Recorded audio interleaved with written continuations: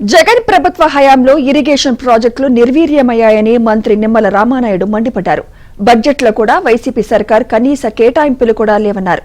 కడప జిల్లాలో ప్రముఖ పర్యాటక కేంద్రం గండికోటను మంత్రి, ఎమ్మెల్యేలు సందర్శించారు. కూటమి ప్రభుత్వం వచ్చాక ఇరిగేషన్ ప్రాజెక్టులను గాడిన పెడుతున్నామని, రాయలసీమకు జగన్ చేసిందేమీ లేదన్నారు నిమ్మల.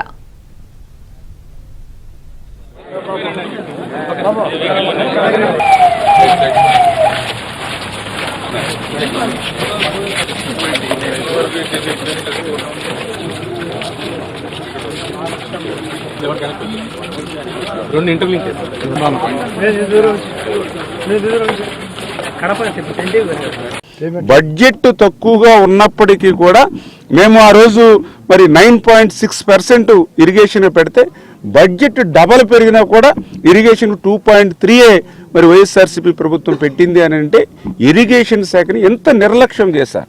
ఇరిగేషన్ నిర్లక్ష్యం చేయడం అంటే రైతుల్ని నిర్లక్ష్యం చేయడమే, వ్యవసాయాన్ని నిర్లక్ష్యం చేయడమే.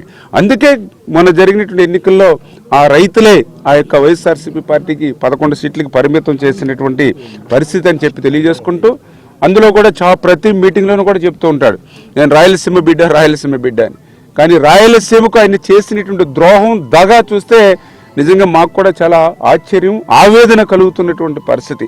ఎందుకంటే ఆ రాయలసీమకు సంబంధించి ఆ రోజు మేము 2014, 2019 5 సంవత్సరాల్లో బడ్జెట్ తక్కువగా ఉన్నా కూడా 12,000 కోట్ల రూపాయలు ఓన్లీ రాయలసీమకు మేము ఆ రోజు పెట్టినటువంటి పరిస్థితి. మరి ఈయన రాయలసీమ బిడ్డ అని పేరు చెప్పి ఈయన ఖర్చు పెట్టింది ఎంత అంటే మరి కేవలం 2,200 కోట్ల రూపాయలే. అది కూడా బడ్జెట్ డబల్ ఉన్నటువంటి పరిస్థితుల్లో దయవుంచి అందరూ కూడా గమనించాలి. అంటే ఈ రాయలసీమకి ఎంత ద్రోహం, ఎంత దగా ఈ జగన్మోహన్ రెడ్డి చేశాడు అనేటువంటి విషయం.